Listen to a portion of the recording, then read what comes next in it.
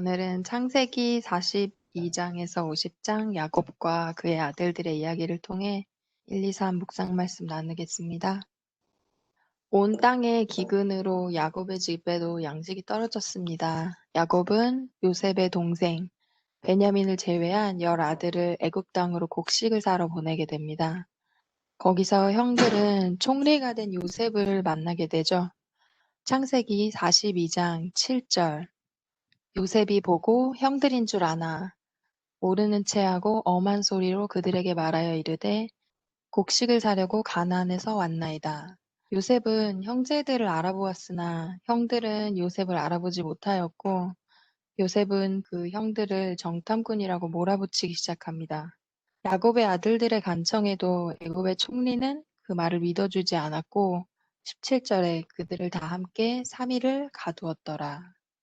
돈을 주고 정당하게 곡식을 사러 왔는데 날벼락처럼 정탐꾼이 되어버린 그들은 갇혀있던 3일 동안 무덤에 내려간 듯 죽음을 맛본 것처럼 괴로웠을 것입니다. 3일 후 애굽의 총리 요셉은 형제 중 시몬을 잡아두고 막내 동생 베냐민을 데리고 오는 것을 조건으로 그들이 정탐꾼이 아닌 것을 증명하도록 요구합니다.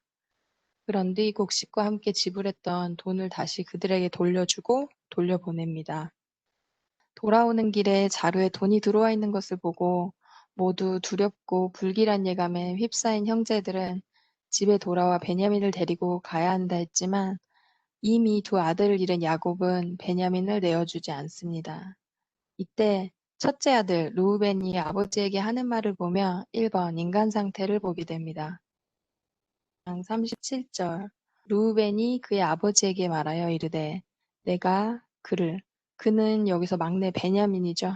그를 아버지께로 데려오지 아니하거든 내 두 아들을 죽이소서 베냐민을 내 손에 맡기소서 내가 그를 아버지께로 데리고 돌아오리다.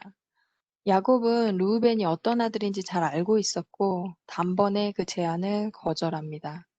베냐민 한 명의 목숨을 자신의 아들 2명의 목숨과 바꾸겠다고 생각하는 르우벤의 모습은 참으로 조건적이고 공포스럽기까지 한 육의 상태를 잘 말해주고 있습니다.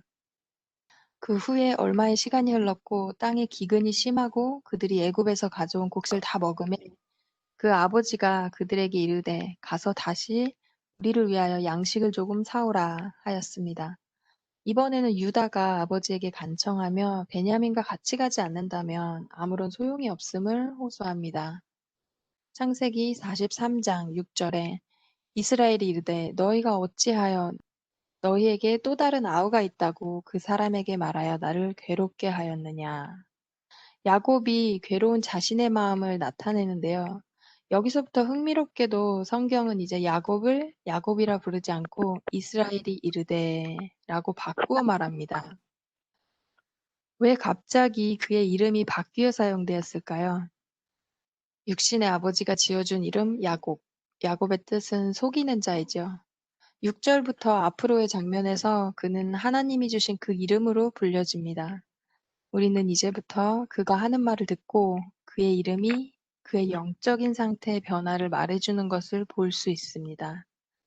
자신의 아들들을 잃을지도 모른다는 슬픔에 그의 심령은 가난해졌고 그 가난한 심령에 찾아오신 이브의 영은 그로 큰 결심을 하게 만들었습니다. 애굽에 가져갈 예물을 챙기게 하고는 14절에 전능하신 하나님께서 그 사람 앞에서 너희에게 은혜를 베푸사 그 사람으로 너희 다른 형제와 베냐민을 돌려보내게 하시기를 원하노라. 내가 자식을 잃으면 잃으리로다. 이 순간이 제게는 3번 영광 축복으로 이해되었습니다. 우리가 우리의 생각과 우리의 감정을 내려놓고 다가올 이벤트를 그분에게 의지한 모습은 하나님께 참으로 영광 돌리고 축복을 받는 그 순간이 되는 것입니다. 그는 하나님께 모든 것을 맡기고 자신의 슬픔과 두려움을 내려놓기로 결심한 것입니다. 네, 다시 이야기로 돌아가겠습니다. 15절에 베냐민을 데리고 애굽에 내려가서 요셉 앞에 서니라. 여러분 여기서 혹시 또 다른 이야기가 떠오르시나요? 그들은 총리 앞으로 베냐민 없이는 나아갈 수 없었습니다. 베냐민 없이는 그들의 의를 입증할 수 없음을 스토리는 말해줍니다. 우리도 역시 참 빛이신 우리 주 예수 그리스도 하나님 앞에 쓸 수 없을 것입니다. 자신의 의로는 이미 자신이 악한 존재임을 증명한 형들에게 베냐민은 약속된 우리의 메시아이신 예수 그리스도를 제게 생각나게 했습니다. 요셉은 형들과 베냐민을 보고 기뻐 사랑하는 마음이 복받쳐 급히 울 곳을 찾아 안방으로 들어가서 울고 얼굴을 씻고 나와서 형제들에게 만찬을 베풉니다. 베냐민을 형들이 미워하진 않았는가 생각해 아버지의 안부를 확인한 후 그들의 마음에 무엇이 있는지 정확히 알고자 다시 한번 그들을 시험합니다. 형들의 앞에서 베냐민에게 자기의 음식을 5배나 더 많이 주었습니다. 또 은잔을 베냐민의 자루 아귀에 넣고 그 양식값 돈도 함께 넣어 그들을 돌려보냅니다. 그들이 얼마쯤 길을 가는데 총리의 청지기가 달려와 은잔을 찾기 시작합니다. 그 은잔은 막내인 베냐민의 자루에서 발견되었고 하나님께서 자신들이 행한 모든 악을 심판하시는 줄 두려워하며 형제들은 다시 요셉에게로 향합니다.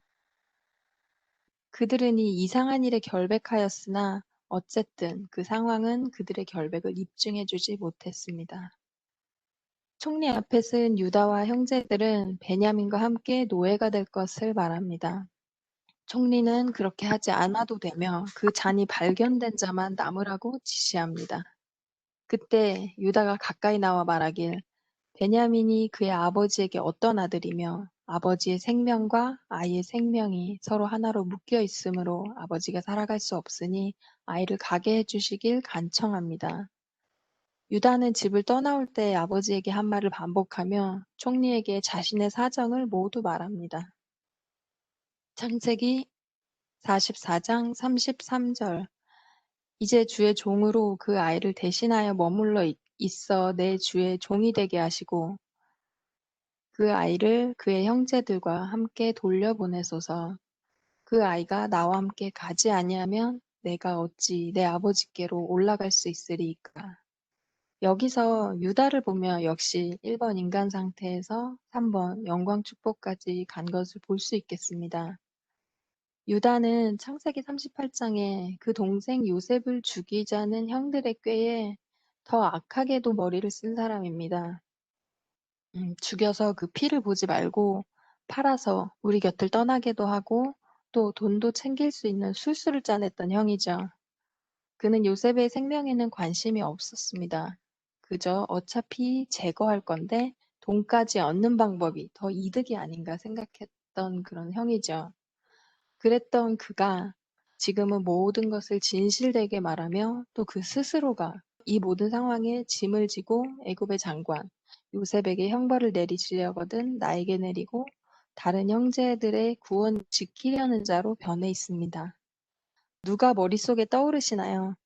우리 주 예수 그리스도께서도 역시 우리를 위하여 나의 모든 죄짐을 스스로 지시고 형제들의 생명을 살리고 자신이 버림받기를 거절하지 않으셨던 게 제 마음에 떠올랐습니다. 무엇이 유다로 예수님의 마음을 가진 자가 되게 하였을까 생각해 보았습니다. 우둔하게도 질투와 이기심에 눈멀어 형제를 팔아버린 그의 인간 상태의 가슴에 자신의 죄로 아버지가 고통하는 모습을 보며 아마도 마음에 큰 찔림이 있었던 것은 분명해 보입니다. 우리도 여기서 자신을 대입해 볼 수 있을까요? 하나님의 독생자, 그 아들을 우리를 위해 내어주신 하나님 아버지의 마음이 나에게는 무슨 의미인가 생각해 보면 좋겠습니다. 이 모든 자초지정을 들은 애굽의 총리는 그 정을 억제하지 못하고 큰 소리로 울며 자신이 그 동생 요셉이라는 것을 밝힙니다. 요셉은 형들에게 가까이 오기를 청하며 당신들이 나를 이곳에 팔았다고 해서 근심하지 마소서, 한탄하지 마소서, 하나님이 생명을 구하시려고 나를 당신들보다 먼저 보내셨나이다. 라고 말합니다. 여기서 또 한 번 이번 예수님을 우리는 찾을 수 있습니다. 자신을 팔고 모함하여 사망으로 몰고 간 자들을 향한 그의 말은 참으로 하늘의 구원의 초청장을 보내시는 예수 그리스도의 마음이 아닐 수 없습니다. 그러나 이후에 여러 해가 지나 이스라엘이 죽은 후 형제들은 요셉을 두려워하여 다시 걱정하기 시작합니다. 아버지가 없으니 이제 마음을 바꿔 우리를 대적하면 어쩌나 하는 두려움에 요셉을 찾아가지도 못하고 소식을 보내 간청하는 그들을 보며 이 죄책감이 깊은 구렁텅이에 빠진 죄인들의 상태, 1번 인간 상태를 여실히 드러내줍니다. 창세기 50장 16절에 그들은 요셉에게 당신의 아버지가 돌아가시기 전에 명령하여 이르시기를 하며 말을 시작하는데요. 왜 우리 아버지가 아니고 당신의 아버지라고 표현했을까? 사실 요셉을 판 후 형제들은 아버지에게 같은 말을 했습니다. 옷에 짐승의 피를 묻혀 아버지에게 돌아와. 그들은 야곱에게 말하길 당신의 아들의 옷이 아니나이까? 라고 말했었고 여전히 지금도 그들은 요셉을 그들의 형제라고 부르지 않음을 볼 수 있습니다. 아직도 그 죄의 짐에서 벗어나지 못한 그들은 전에는 요셉이 싫어서 형제가 아니라 했고 지금은 자신들의 죄로 두려워 형제가 될 수 없었습니다. 이 이야기에서 제게 가장 많은 묵상을 하게 한 장면은 이 장면인데요. 형들은 요셉의 용서함을 일찍이 들었고 형들이 행한 모든 악을 그들의 생명을 구하시려고 하나님이 이 일을 행하셨다는 요셉의 설명도 다 들었으며 그 후로도 고센 땅에서의 수년 동안 분명 요셉을 만나고 알아왔습니다. 그런데도 이 형들이 야곱의 죽음 후에 다시 요셉의 정체를 의심하는 모습은 참으로 우리 모든 인간의 속절없는 사망의 상태를 이야기해 주는 것 같습니다. 왜 자비와 용서를 맛보고도 두려움이 남아 있었을까요? 저도 같은 경험이 있습니다. 분명 하나님의 선하심을 맛보고 기뻐하며 잠을 잘 잤는데 어느 순간은 그런 거 모르는 사람처럼 우울해지고 마음에 근심과 걱정이 밀려오는 것이 여러 번입니다. 인생에 그런 근심과 것은 어쩌면 당연하겠지요. 우리는 아직 끝나지 않은 대쟁투의 싸움에 있고 사단이 마음대로 돌아다니며 자기 일을 하니까요. 근데 그 근심과 걱정이 혹은 내 죄가 나를 짓누르는 때가 있습니다. 왜 그럴까요? 형들이 요셉을 다시 의심한 것처럼 우리에게도 사단이 손가락을 딱 갖다 대고 치우지 않는 순간이 있습니다. 하지만 여러분 그때는 기뻐하십시오. 그것은 하나님이 더 가까이 오라고 부르시는 음성을 듣는 것이라고 말씀드리고 싶습니다. 저로 회개할 수 있게 하시려는 그분의 계획임을 보게 됩니다. 우리 인생에도 개인적인 관계가 돈독해지면 속마음을 터놓고 이런 말 저런 말 하게 되잖아요. 믿음이 생겨 이런 말 저런 말 하는 건지 이런 말 저런 말 하다 보니 믿게 된 건지 모를 때가 있지만 어쨌든 나누다 보면 서로 더 잘 알게 되고 동정하게 되고 이해하게 되는 과정을 경험합니다. 하나님과 이런 개인적인 관계를 통해서 그 시간을 같이 꾸준히 함께 보내다 보면 처음에는 하나님 앞에서마저 살짝 포장한 제 속마음을 예수께서 따뜻한 손으로 어루만져 주십니다. 그럼 두렵고 무서워서 회개하는 것이 아니고 그 관계를 통해 그분이 나에게 상 주시는 이심을 확신할 때 나의 약함을 지적하시는 하나님이 감사하고 또 그분의 선하심을 알게 됩니다.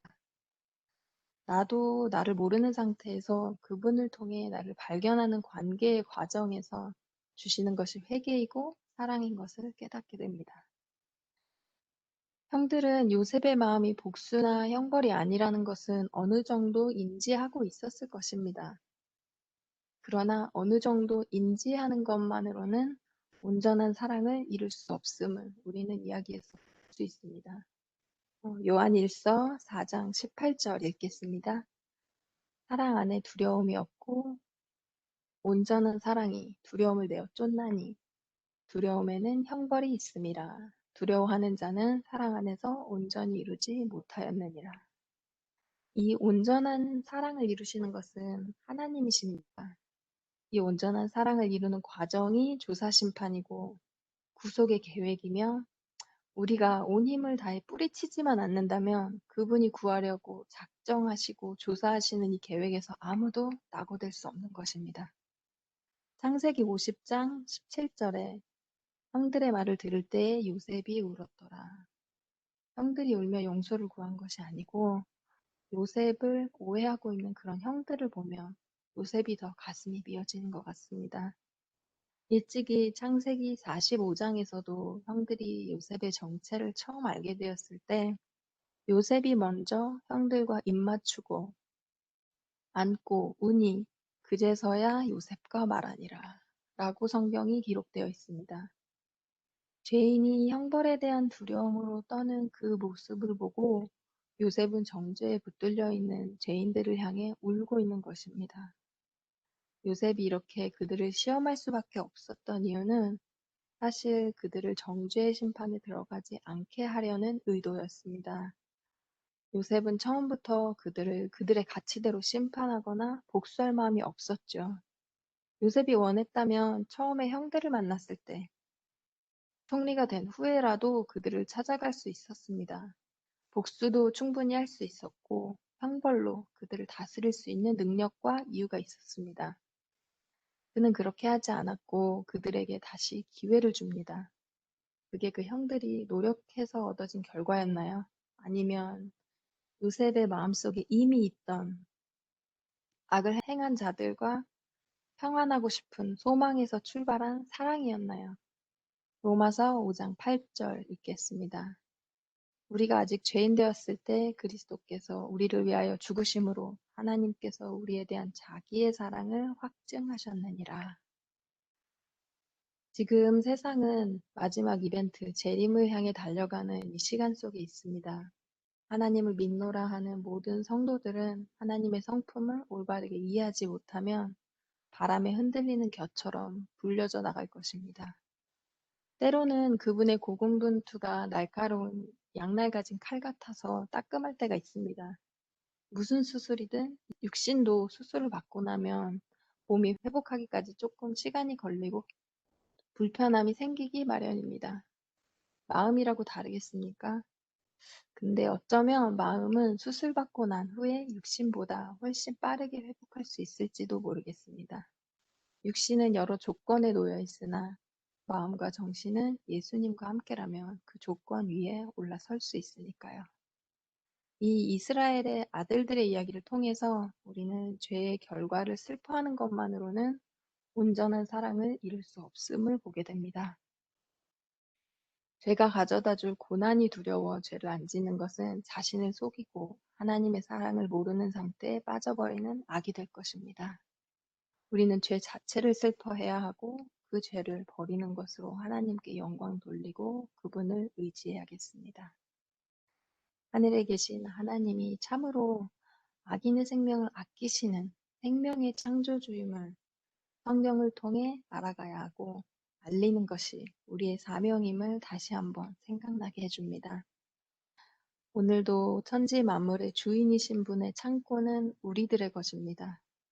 믿음으로 가져다 쓰고 싶은 만큼 써도 됨을 감사드리며 아버지의 마음을 마구마구 가져다 쓰는 우리를 나무라지 않으시고 오히려 더 주시려고 기다리시는 그분을 의지하여 승리하시는 하루 되시기를 소망하겠습니다.